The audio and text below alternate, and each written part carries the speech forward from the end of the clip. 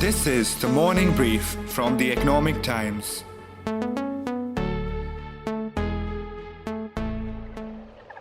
This is a story of a jungle, her flora and her fauna that is caught between a hard rock and a roar.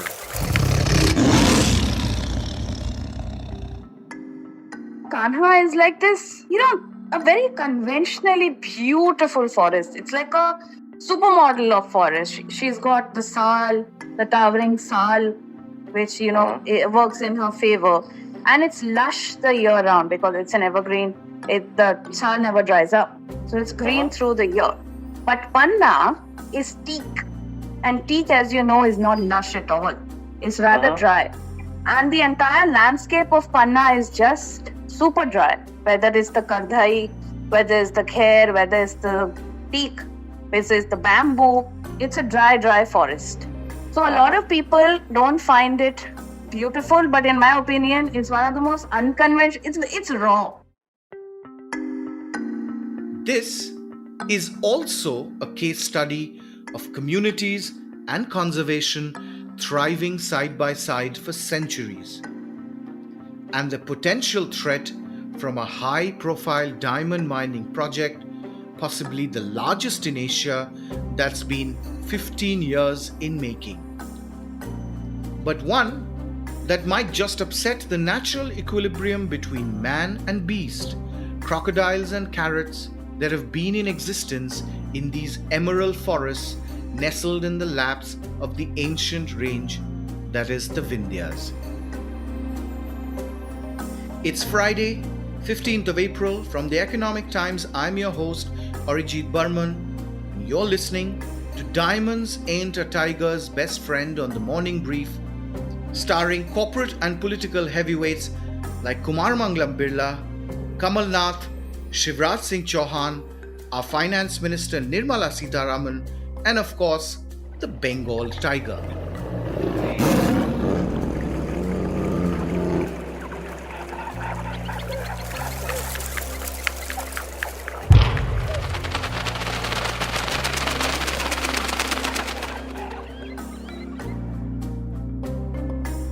In this episode, we will hear the story of Panna and Bakswaha forest in Madhya Pradesh, her predators, and why big global as well as homegrown mining corporations from the likes of Rio Tinto to Aditya Birla have failed to pick up the pieces and mine. All the way from 2004, from a conservationist who works in the area, an activist who has been agitating all along against any mining activities at the expense of the locals, and my colleague who has been following this developing story quite closely. For the moment though, there's been a reprieve. Late last month, a green panel of the central government yet again held back their approval on account of the possible impact of the Bunder diamond mining project on the Tiger, the teak, and the entire taluka, one of the driest and most dire in the entire Bundelkhand region of Madhya Pradesh. The Forest Advisory Committee is a statutory body under the Environment Ministry, the Union Environment Ministry, Delhi. It is formed as per the Forest Conservation Act of 1980. Now, what the FAC does is appraises all projects which involve any kind of forest diversion, which means any kind of displacement of forest land, cutting of forest trees. It submits its recommendations on a project to the Environment Ministry, which takes the final view and hence is the final word. But FAC recommendations definitely lay down the principles, and it is very difficult to allow a project that the FAC would not endorse. Interesting. Every state also has its own forest committees or equivalent structures. And when a project does reach the Forest Advisory Committee in the Union Environment Ministry, it has had to pass through these processes at the state level, where, state forest clearances, state wildlife clearances, all that have to be first factored in, and then it reaches the Forest Advisory Committee in Delhi. So a lot of groundwork has been done, some clearances, some views have been taken at the local and state level. Only then can the Forest Advisory Committee in the Union Environment Ministry take an informed view of the ground situation. That's ET's Anubhuti Vishnoi, who, as I said before, has been keeping a close eye on the developments. But first, let's understand what this fuss is all about. If we go back to the history of this project, this started in exploration here started with a global mining major, Rio Tinto. They started exploring this particular mine, and there's a whole lot of promise around it that this block holds about 53.7 million tons of kimberlite ore, contains about 34 million carats of rough diamonds. It's a 2,500 crore project which can generate revenue about 28,000 crores. So a lot of excitement was built around this.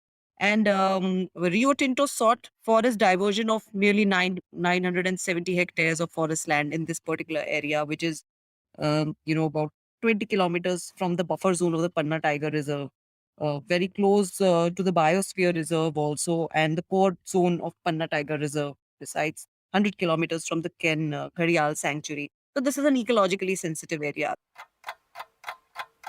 So, a quick chronology of events. Rio Tinto first scoped the project, got excited about the prospects of diamonds, got the permission to start digging in 2011, but faced hostility from the locals who were up in arms fearing mining would wreck their home and habitat. So Rio Tinto packed their bags and left in 2017 without much breakthrough. And then Rio Tinto was replaced by SL Mining after 2 years in 2019. SL who? Well, that is Kumar Mangalam Birla's mining company. It's not listed, but till some time back, it was hugely cash rich. The names are big because there's the promise of a very big diamond deposit here. That's why you have these people in the first place. It's said probably in the last 25 years this is one of the most important diamond discoveries across the globe. One of the first in last 40-50 years in India, and it is expected that it can become functional very quickly. So this holds. It's a tier 1 deposit. It's expected. Now, to get going after all these years, Birlas had even agreed to revise the specs of the project.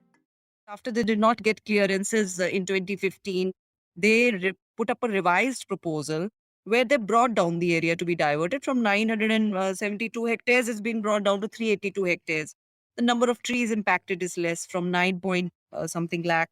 It's now about 2 lakh something trees will be impacted under the new proposal. And they were obviously hoping that this revised pared down proposal will finally find a pass muster with the FAC. But what FAC has done is, again, it has raised the same concerns in March 31. And that's why it is important that the same issues have come to haunt the project again.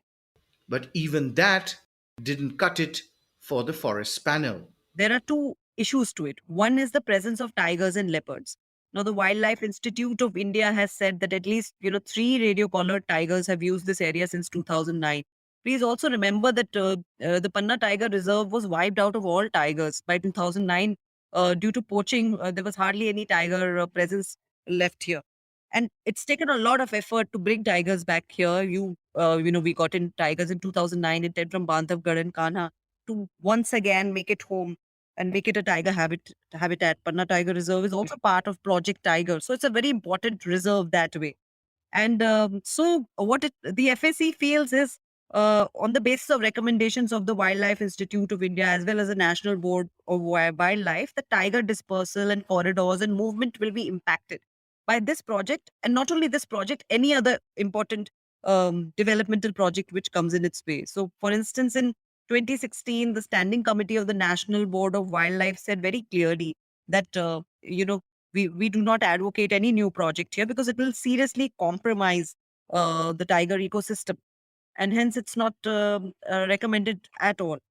Also, the second point which comes in is now the Ken Betwa River Interlinking Project, which has picked up pace. Now, it's expected about 90 square kilometers of this, the Panna Tiger Reserve will be submerged. The core area will be submerged due to the river interlinking project. And what it was felt in this FAC was that, cumulatively, If we also divert land for this particular mining project, cumulatively the impact will be a lot on the Panna Tiger Reserve. So both will end up impacting the tiger reserve and tiger presence hugely. And the flora and fauna, it's a rich biodiversity rich area. You have sloth bears, leopards, camera traps in Chhatarpur, which where this particular mining project is housed, is all indicate presence of the animal there. Hence, these were the main issues of concern. Also involves, creation of a new water body, changing the water stream. Now, all of a sudden from mines, where is this talk of rivers coming from? Water for the drought hit versus tigers of Panna Reserve. It's this which is at stake in Madhya Pradesh's Bundelkhand region. Wildlife activists up in arms with the prospect of 4,000 hectares of forest going underwater for the Ken-Betwa River interlinking project. For the centre, it's the solution to bring water to the perennially drought-affected region. For activists, an irreparable loss which will impact the reserve's 32 tigers. So, this interlinking of Ken and Betwa rivers that flow through the green, red, and pink rocks and ravines, the lifeline of this region, is already gathering momentum, with central and the state government opening their coffers to make it happen. It even found its way in the union budget of 2022. The implementation of the Ken-Betwa link project at an estimated cost of 44,605 crores will be taken up. This is aimed at providing irrigation benefits to 9.0 lakh hectare of farmers' lands, drinking water supply to 62 lakh people, 103 megawatt of hydro, 27 megawatt of solar power, allocations of 4,300 crores of rupees in the RE 21-22 and 1,400 crores of rupees in 22-23 have been made for this project. For anybody who argues mining equals to mullah equals to maza, this then is like a double dhamaka. But local NGOs and activists, including our next guest, Krishna Dwivedi, founding chairman, Pehel Foundation, believe this is nothing short of an ecological harakiri.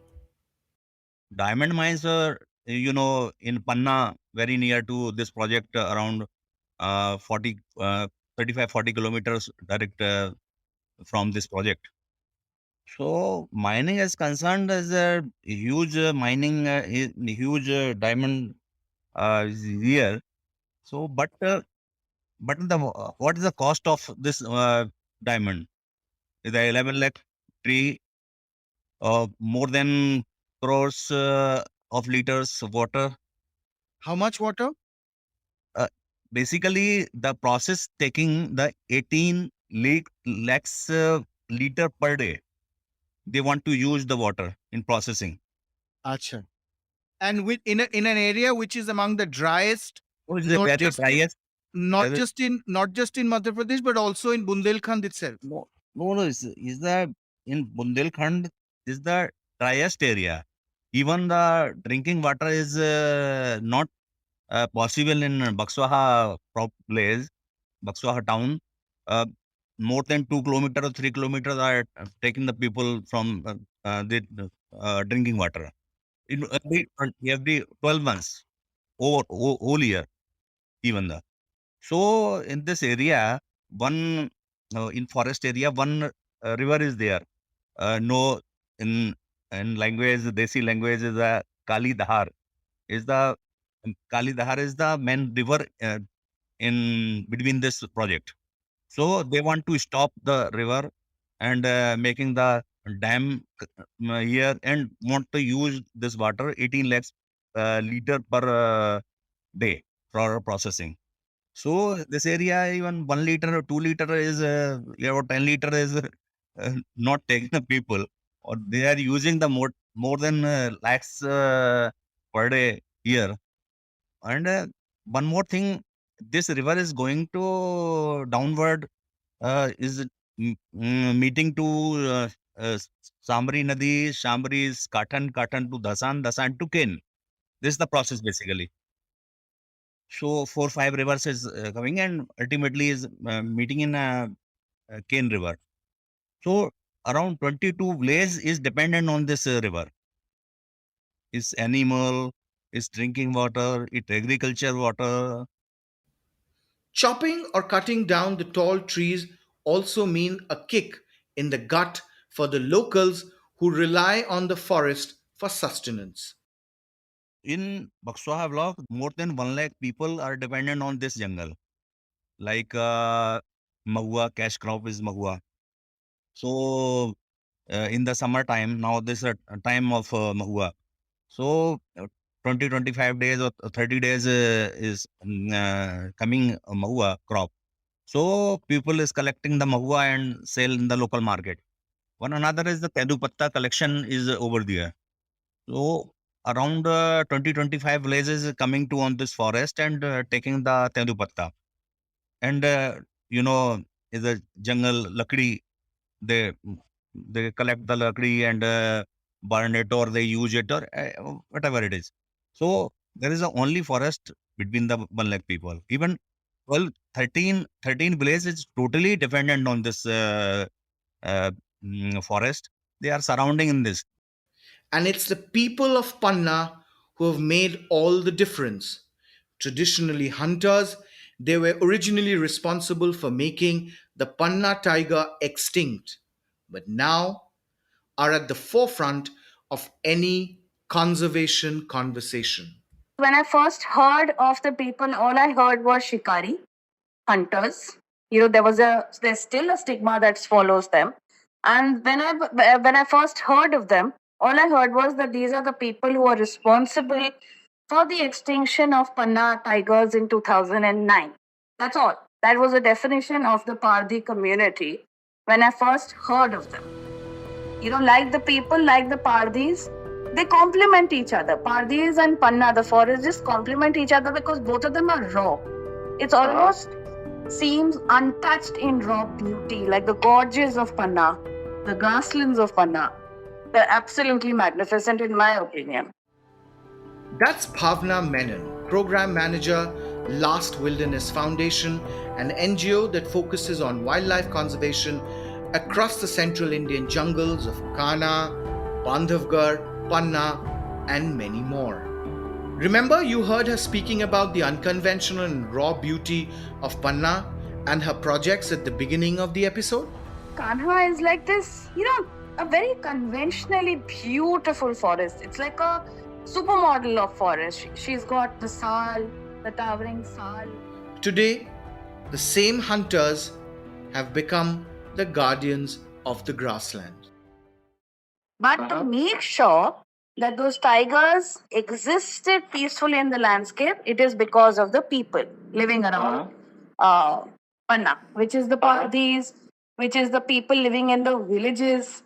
So when we spoke to them, they said yes, we were very ashamed when we heard that our forests have lost all the tigers, and we won't let it happen again. The Pardis gave up their arms and ammunitions 10 years ago and said, Hum nahi marenge. And they kept that promise until this date. In a world where people hardly even know what a promise means, the Pardis have kept theirs. And they have not hunted a single tiger in the last 10 years in the Panna landscape, which in effect is the reason that we still have, such a teeming wildlife population in Panna.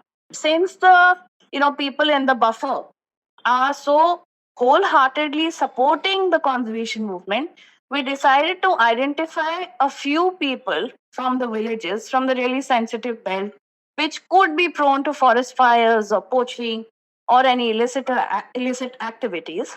And we identified about 15 of those villages and villagers who would represent the village, and they would be the ones creating awareness amongst their own people.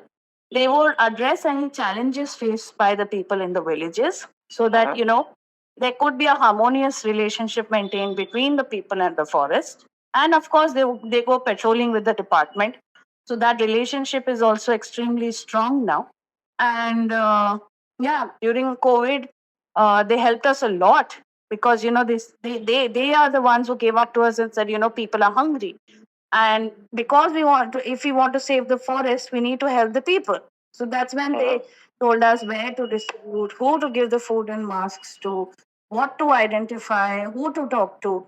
So they are our eyes, nose, everything on the ground. So whatever communication is done via the Gram Rakshak. Gram Rakshak meaning protector of the village and the forest. And there's been a huge change actually, because they have also helped streamline the cattle compensation process for the villagers.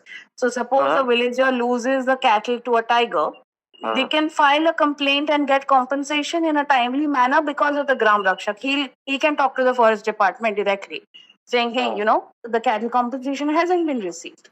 Naturally, locals are upset. In the name of development, these projects will only add to their despair. 11 lakhs tree cut down करने का था उनका, मेरे हिसाब से उनने accept किया था अपने प्रोजेक्ट रिपोर्ट में कि करीब 4,86,000 पेड़ कटेंगे। ये बोल रहे हैं कि हमारे कोई 2.5 लाख पेड़ कटेंगे। जो रिवाइज एरिया है वो डेंस फॉरेस्ट वाला एरिया लिया है इन लोगों ने, जो अभी जहाँ पे कोर माइनिंग है, जहाँ 0.5 और 0.6 है, जहाँ पे डीप वो है, सबसे ज्यादा जो वो है उसका डिपॉजिट्स है किम्बरलाइट का, तो वो सबसे डेंस फॉरेस्ट एरिया है। तो हाँ, 2.5 लाख से क्या, हमारे हिसाब से 4 से 4.5 लाख पेड़ का अफेक्टेड आएंगे वहां पे। तो 4-4.5 लाख पेड़ भी कम नहीं होते। हमारा माइनिंग से कोई विरोध नहीं है, आप माइनिंग करिए, हमें कोई दिक्कत नहीं है। हमारे पानी को, हमारे फॉरेस्ट को, उसको सेव करके अगर आप कर सकते हैं तो करिए, हमें कोई दिक्कत नहीं है। पर अगर आदित्य बिरला वाले यही बोलेंगे कि देखिए डेवलपमेंट होगा तो सिर्फ मेरा तो नहीं, गांव वाले की तो भी डेवलपमेंट हो गई, उनकी यस नौकरी यस होगा, उनका उनका भी तो एक रिपल इफेक्ट होता है, एक फ्लाईव्हील इफेक्ट जो इनको, तो उसका अगर आप नहीं करने दोगे तो वो नहीं होगा। ये जो बैकवर्ड्स एरिया हैं वो बैकवर्ड ही रहेंगे। नहीं, देखिए उसके लिए भी मेरा एक बहुत बड़ा इशू है कि आप इतने बड़े प्रोजेक्ट में केवल 400 लोकल आदमी को एम्प्लॉयमेंट दे रहे हो, आपकी रिपोर्ट बोल रही है। तो 400 लोकल, वो भी अनप्रोफेशनल लोगों को, कि उसमें ये भी लिख रहे हो आप जो है रिपोर्ट्स में कि non availability of literate people, so nobody can use this. तो आप केवल 400 लेबर को हायर कर रहे हो, तो लेबर तो वैसे भी आप हायर करोगे, आपकी मजबूरी है, आप एम्प्लॉयमेंट कहाँ दे रहे हो? आप तो अपना मिट्टी खुदाई के लिए लेबर यूज कर रहे हो, तो वो तो आपको लोकल करनी पड़ेगी, सबसे सस्ता वही मिलेगा आपको। आप कहीं टेक्निकल स्टाफ में कोई टेक्निकल पोस्ट पे किसी को नहीं रख रहे हो, क्लरिकल स्टाफ में किसी को नहीं रख रहे हो, कहीं भी ऑफिसर लेवल पे किसी को नहीं रख रहे हो। ऐसा थोड़ी है कि बीटेक एमटेक लड़के भी वहाँ पे हैं, तो वो डिस्ट्रिक्ट छतरपुर से यूज कर लीजिए। मान ली वहाँ पे नहीं मिल रहा है तो आप डिस्ट्रिक्ट का यूज करिए। लेकिन आप लेके आओगे साउथ से, जो रियो टिंटो लाती थी, सारे जितने भी स्टाफ था वो सारा साउथ का स्टाफ था उनका। लेबर यहाँ की थी, तो लेबर में क्या दे रहे हो आप? 400 लोगों को रोजगार दे रहे हो, तो क्या बड़ा रोजगार दे रहे हो आप जो? तो ये जो आप बोल रहे हो कि आदित्य बिरला की रिपोर्ट, ये कौन सा रिपोर्ट? सर रिपोर्ट जो ये रिपोर्ट की जो ये लोग जमा करते हैं आपकी फॉरेस्ट क्लियरेंस के लिए, जो यहाँ पे फॉरेस्ट मिनिस्ट्री में, आपकी एनवायरमेंट मिनिस्ट्री में जो जमा करते हैं, उस प्रोजेक्ट रिपोर्ट की बात कर रहे हैं, project report. Even if the Congress as well as the current BJP government in MP have been supportive of mining, the various activists and NGOs working under the broad Bakswaha Panna Bachao Andolan umbrella, as well as the villagers, locals from Chhatarpur, Sagar, Damo, Panna, remain relentless. Kamal Nath government जब आया था state में, तभी allotment हुआ था इसका। और ये शिवराज सिंह तो पहले से भी सपोर्ट कर रहे थे। हमने तो शिवराज सिंह को बक्सवाहा में 5 साल उतरने नहीं दिया हेलीकॉप्टर। हम लोगों ने तो ये बोला था कि अगर आप में हिम्मत है तो आप उतर के दिखाओ यहाँ पे। 5 साल हमने आने नहीं दिया उनको, बक्सवाहा नहीं आने दिया हमने, एज ए चीफ मिनिस्टर जब थे वो। 2000 वी आर टॉकिंग अबाउट 2015 2018 की बात कर रहा हूँ मैं। तो आ ही नहीं पाए, 4 साल 5 साल नहीं आ पाए वहाँ पे। कि अब आप सपोज का जो सपोर्ट कर रहे हैं प्रोजेक्ट का, तो हम नहीं आपको अलाउ करेंगे। आप उतर के दिखाओ, पब्लिक आपको बताएगी क्या है public. The battle lines seem clearly demarcated. Multiple cases have been filed in the State Green Tribunal, the High Court in Jabalpur, and even PILs in the Supreme Court. So, yes, it's being looked at by multiple agencies. The older project, when I was talking about the NGT, was looking at the Rio Tinto one. But the final verdict on that hasn't come in yet as well. But still, the Forest Advisory Committee has asked for that also, the latest report. Is it a hopeless case then for SL mining? Unless a better management plan comes up, which can ensure a balance between this mining project as well as protection of flora and fauna as well as livelihood issues, it is difficult to get it on ground. Also, see, there's one more point I'd like to make. What the Forest Advisory Committee and the state also had advised in this case is, why don't you look at another way of conducting this mining? Why do you have to do an open cast mine? Why not an underground mining project? So that was something which was suggested, that we can, that way you can mine and not impact the forest area. But what the Aditya Birla Group has said, that it is not possible to do it because this particular diamond block contains only one kimberlite pipe, which is known as the Atri pipe, and that is exposed right on the surface. So that is more, it's more feasible to do it only through open cast, and we won't get the best yield of diamonds if we go underground. So that was a suggestion made by the Forest Advisory Committee, that if we keep balance. The Birlas too have a point of view in the matter. It's important we present a balanced picture, right? In their submissions to the Forest Advisory Committee and to the state government as well, what they have maintained is, look, we brought down the area of forest diversion is already down from 971 hectares under Rio Tinto is just 364 hectares. And for that, the wildlife conservation plan was already approved by the state government. Then they are also saying that this is, in terms of number of trees impacted, is far less than would have been originally done. So a lot of minimizing is being done, keeping forest sensitivities in mind. And they also claim that there would be a lot of compensatory afforestation. They will be planting well over, ultimately, well over 4.25 lakh trees, which is as per the mine plan approved for this project. So they are saying at their end, they will do everything that can be done to protect the flora and fauna. They also argue that this is about 20 kilometers away from the buffer zone, so it is not directly impacted as per requirements. The Birla Group did not respond to ET's detailed questionnaire, but sources close to the group say the Gram Sabhas in and around the villages have overwhelmingly supported the mining project right from the Rio Tinto days. Illegal mining is ongoing in the area, and only an organized corporation like the Birlas can actually streamline processes and uplift the backward areas of Chhatarpur, the epicenter of the project. As far as felling of trees, it is only 0.25% of the total forest cover, they argue. And of course, there will be large scale afforestation efforts as well. Not just the locals, but even the state gets richer by 28,000 crores that will be paid as levies and royalty from the mines to the state government over the lifetime of the mine. After all, the House of Birla is a responsible corporate citizen. My take: development versus displacement, progress versus penury has always been an emotive issue around the world, and there are no easy answers. Isn't it ironic? Some of the most mineral and resource rich districts of our country are also its poorest. But in democracies like India, often mining becomes a tool for petty politics. Sometimes the heightened scanner is good, and corporates too should own up to their mistakes. For us, land is Lakshmi, and we need to nurture her to flourish. Over to Bhavna for the last word. I would like to say is, any project that hurts the forest is, of course, avoidable under any circumstance.